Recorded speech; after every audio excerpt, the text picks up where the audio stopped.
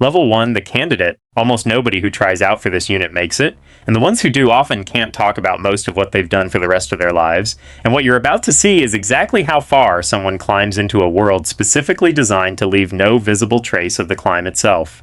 It starts here, at an assessment course whose actual standards nobody will tell you, on a land navigation route through terrain that doesn't care how well you did on the last one. You arrive already exhausted from years of prior special operations experience, because this course doesn't accept anyone without that foundation already built, and you understand within the first few hours that this baseline of competence is treated here not as an achievement, but as the bare minimum starting point. The rucksack on your back is heavier than anything you've carried in years, and the route you're given has no marked trail, no checkpoints with encouraging cadre, just grid coordinates and a time limit that feels engineered specifically to be impossible, except that some candidates somehow make it.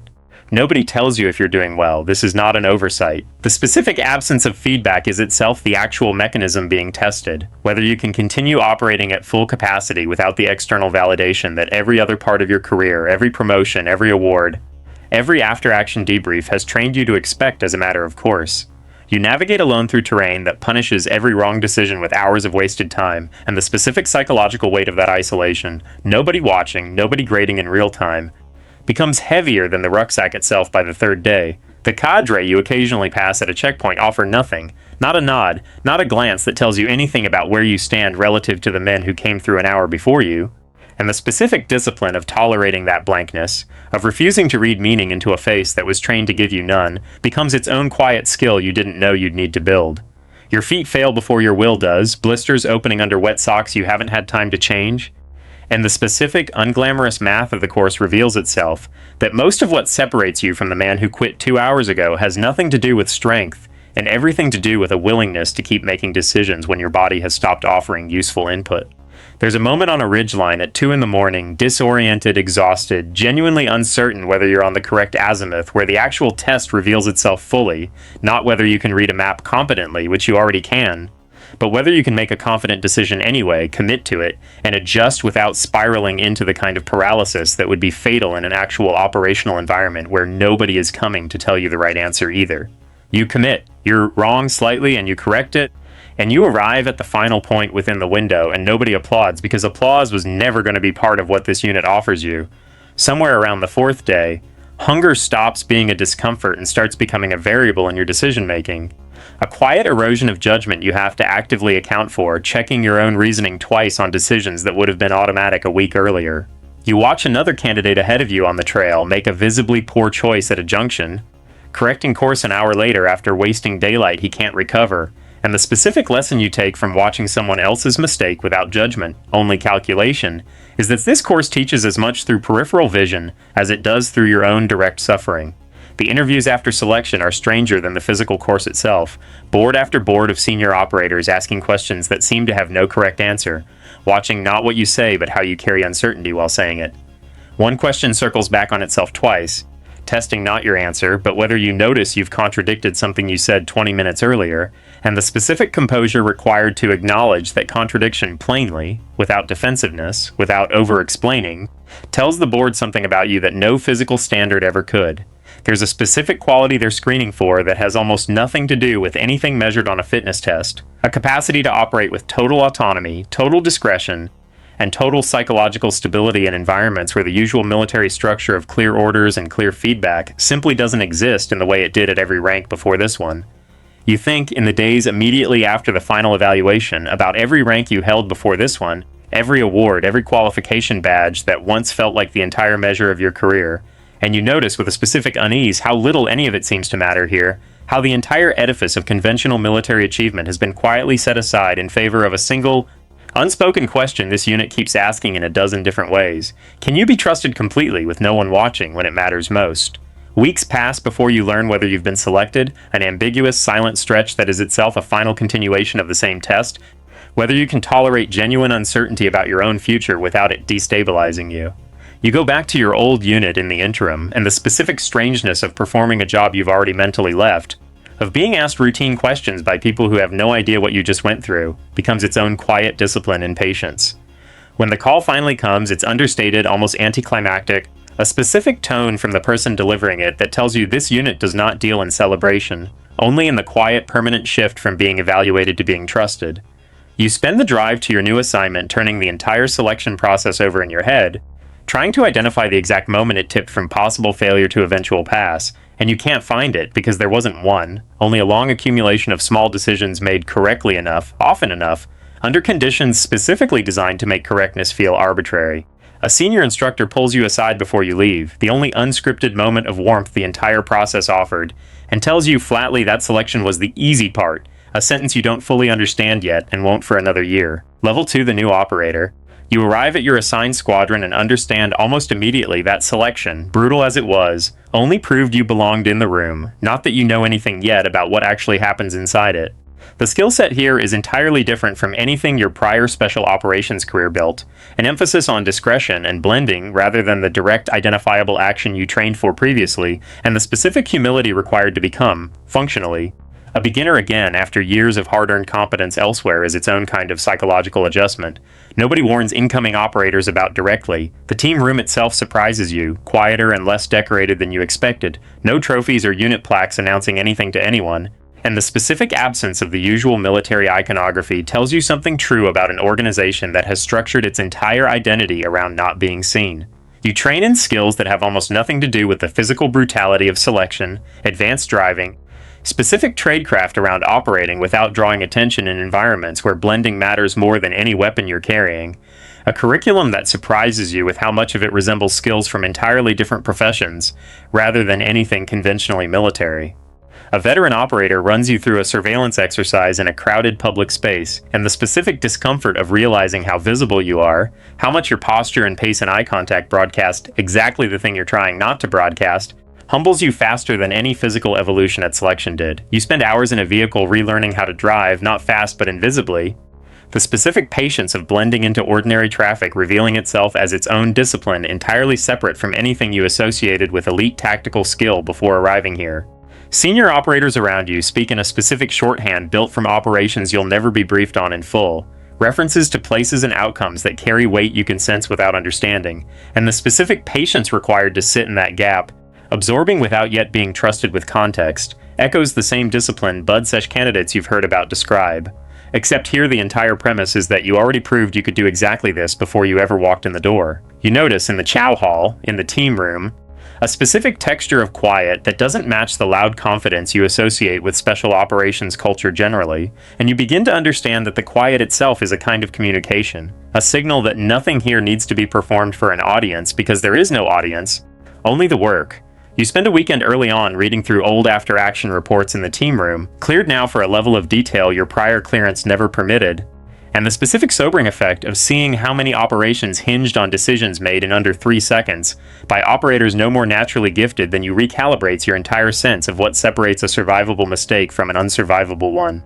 There's a training exercise where your specific execution falls short in a way that would have been unremarkable at your previous unit, a small deviation from an unstated standard nobody explicitly told you existed, and the correction you receive is immediate and entirely without the ego protection that even other elite units sometimes extend to newer members, because the actual operational stakes here assume you'll internalize small corrections quickly or you won't last long enough for them to matter. You absorb this without defensiveness, understanding that the specific bluntness is itself a form of respect, an assumption that you're capable of hearing it without needing it softened. You start being included in mission planning at a level your prior career never touched.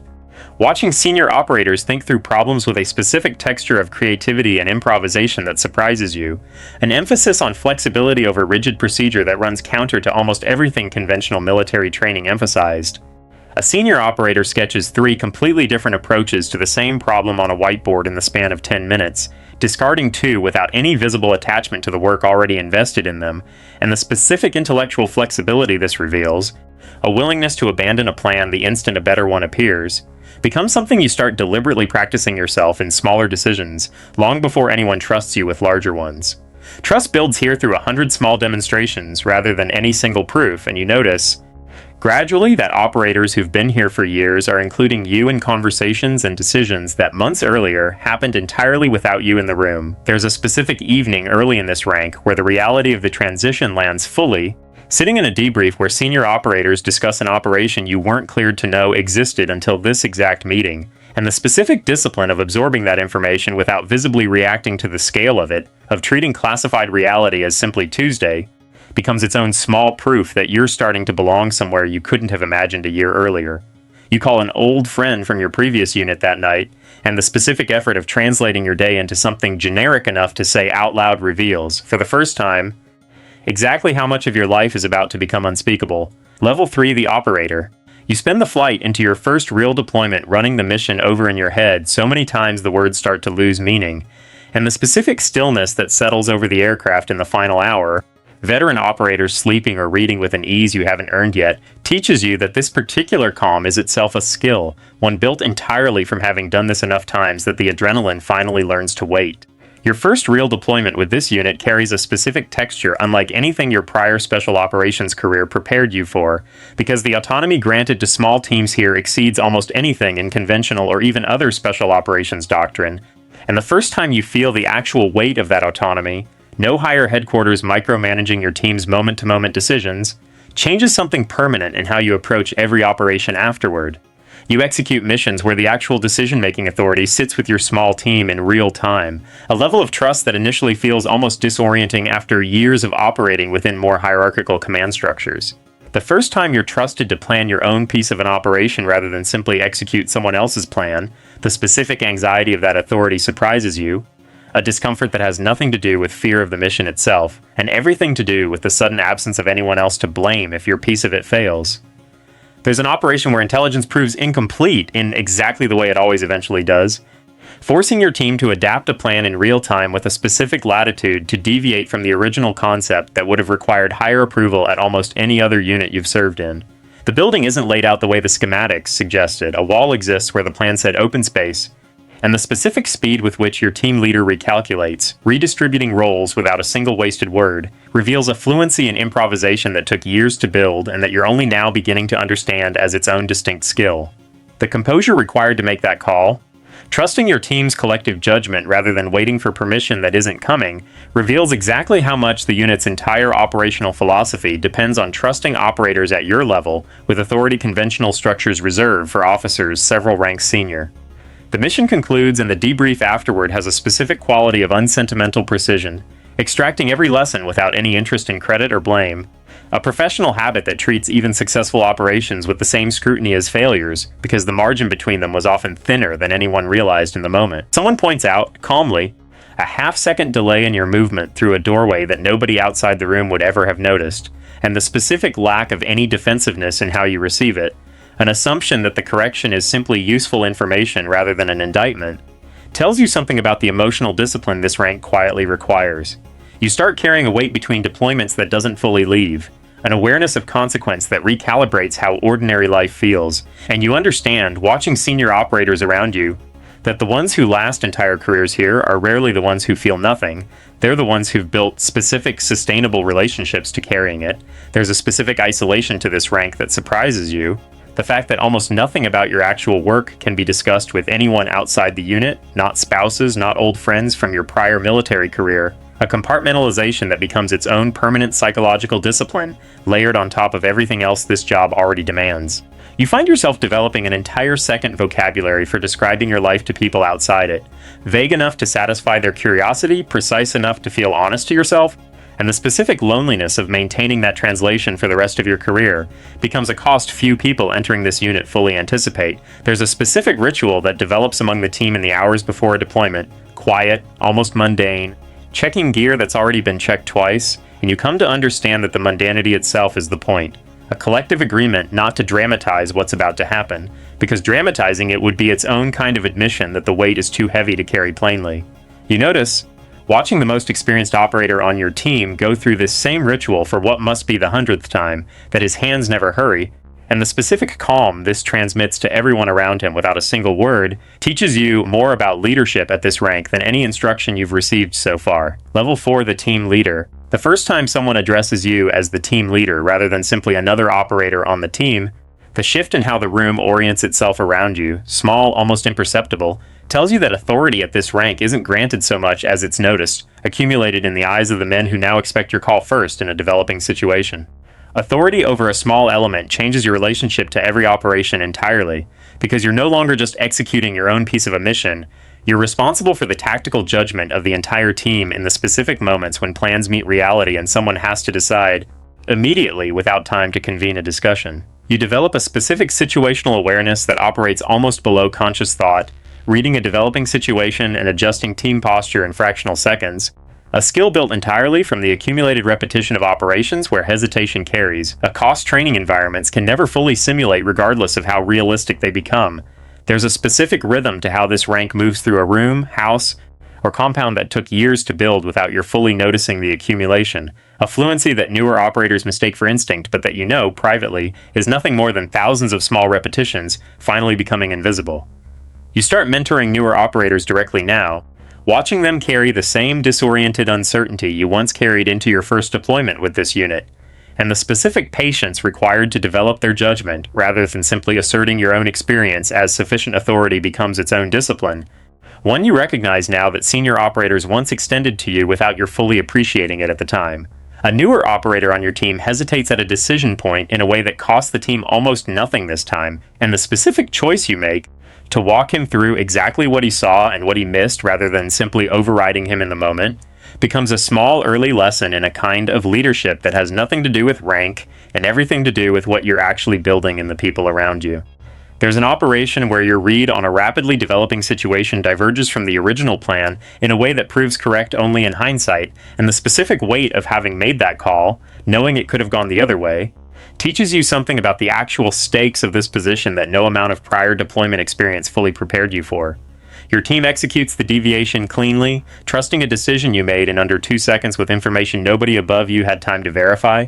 And the specific silence in the vehicle on the way out, nobody needing to say what almost happened instead, tells you exactly how much weight this rank actually carries beneath the calm exterior everyone maintains around it. You understand, at this rank, that the mentorship responsibility extends beyond tactical execution into the quiet transmission of judgment itself, the kind that can't be taught directly through instruction but that gets absorbed by newer operators watching how you carry yourself under the specific pressure only this rank generates.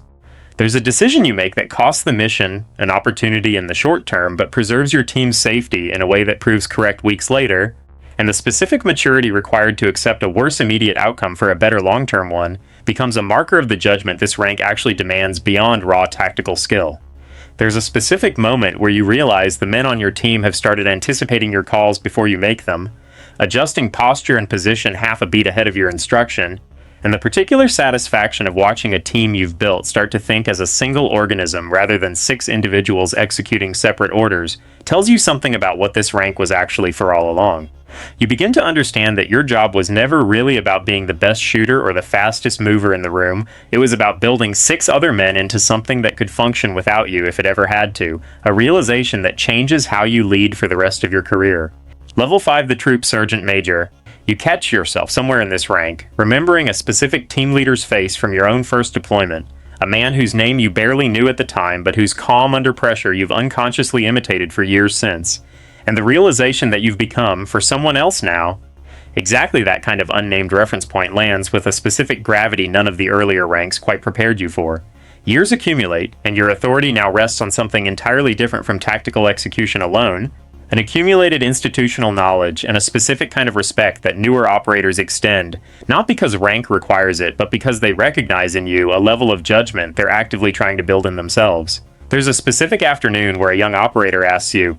almost sheepishly, how long it took before the isolation of this career stopped feeling strange, and the honest answer, that it never actually stopped, that you simply built a life around it instead, is not the answer he wants, but the only one you're willing to give him. You become the actual bridge between the troop's officers and its operators, translating command intent into execution in a way that respects both the mission's requirements and the specific, lived operational reality of the men actually carrying it out,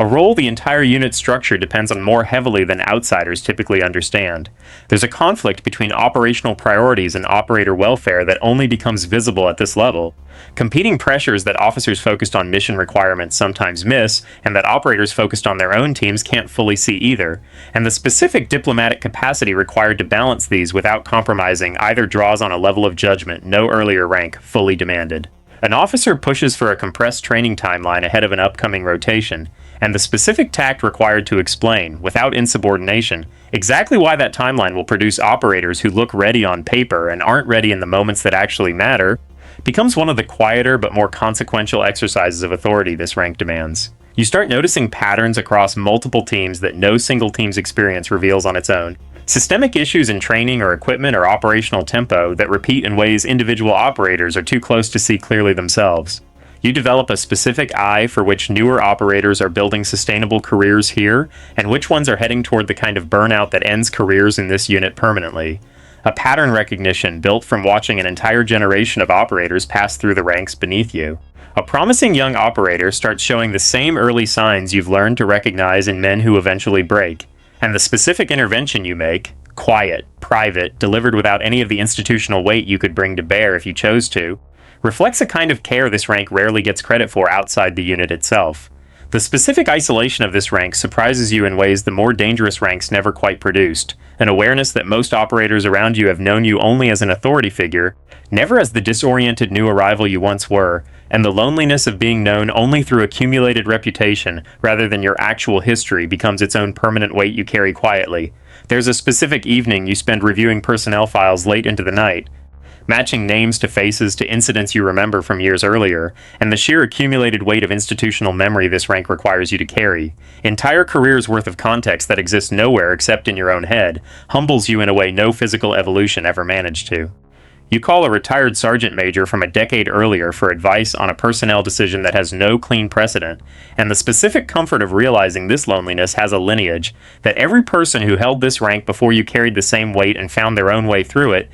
steadies you more than the advice itself does. Level 6, the Squadron Commander. Authority over an entire squadron's operations and training standards moves you substantially away from direct tactical execution and into a position shaping the actual pipeline that produces every operator who will serve beneath this command for years after your own tenure ends.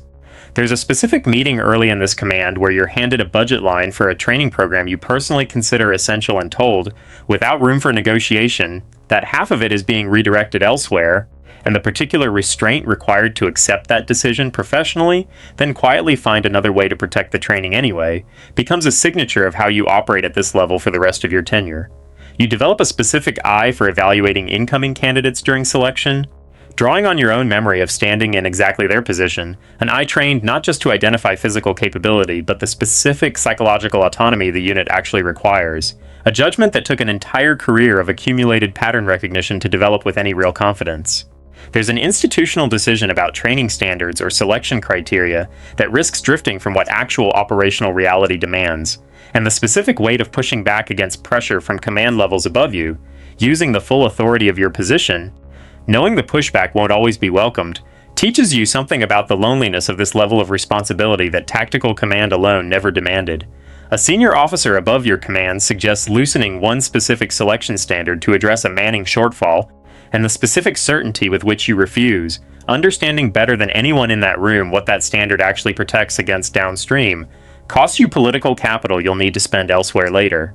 You sit in rooms now with conventional military leadership and occasionally civilian oversight whose priorities don't always align cleanly with the operational realities you've spent an entire career learning intimately, and you develop a specific advocacy capacity, translating classified operational necessity into language that satisfies oversight requirements without compromising the actual security the unit depends on. You shape training curricula and selection standards that will determine what an operator in this squadron looks like for a generation of teams who will never personally know your name, standards built from decades of accumulated judgment now encoded into institutional practice rather than any single operation you personally executed. There's a threat to operational security, a specific vulnerability that risks compromising methods or personnel if handled incorrectly, and the specific methodical investigation required to address it without creating wider institutional damage draws on every skill accumulated across every rank you've held before this one.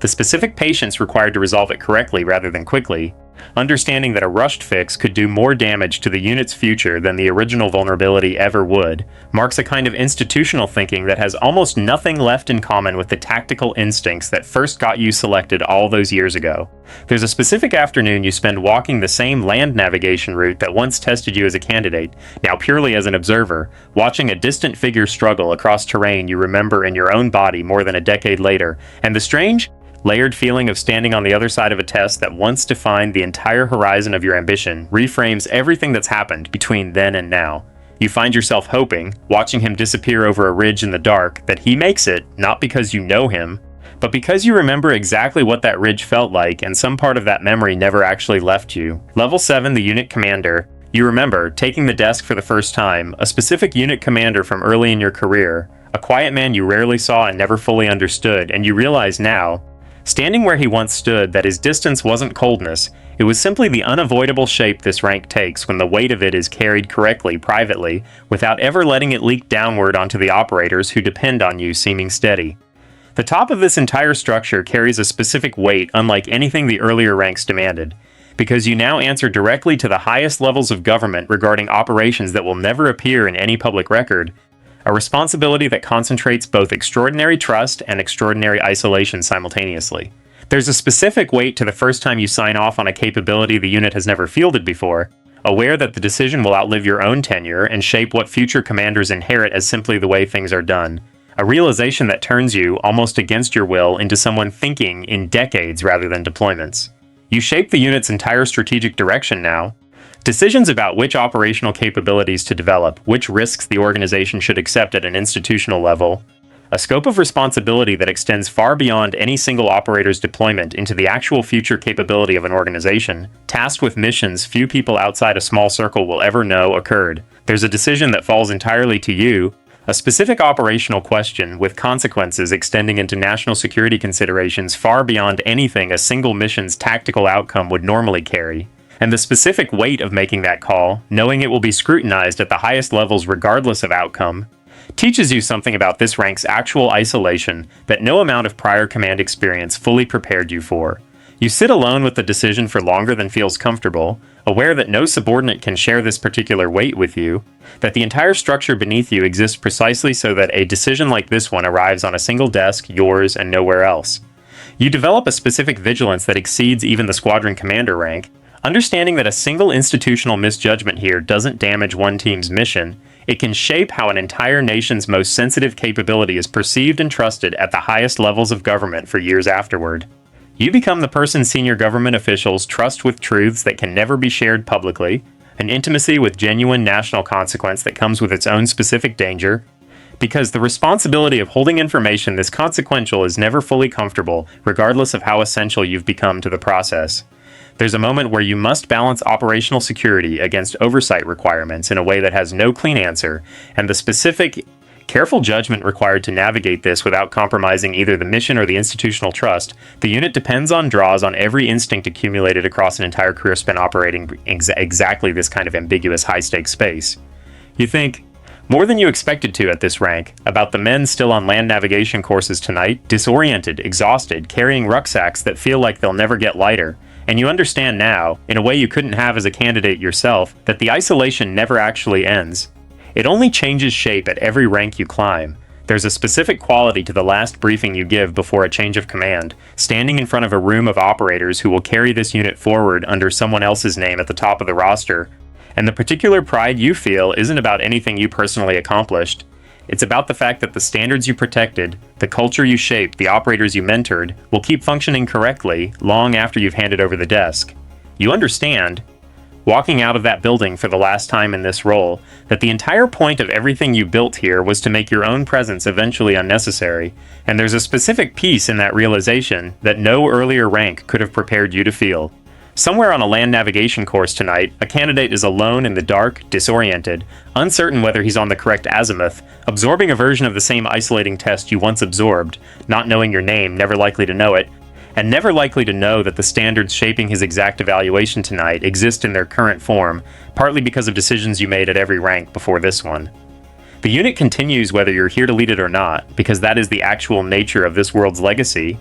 a capability that outlasts any single commander's tenure, that has already outlasted operators more skilled and commanders more decorated than you will ever become. All of it deliberately unrecorded, deliberately unremembered by the public this work was always meant to protect. So here's the question underneath everything this video just walked you through. Which rank are you standing in right now? Because the commander shaping this entire unit's future today did not start there. He started alone on a ridgeline at 2 in the morning, uncertain, exhausted, with nobody watching and nobody grading him in real time, and he closed that distance one decision, one deployment, one earned rank at a time, in a career that will never be fully told to anyone outside the small circle of people who lived it alongside him.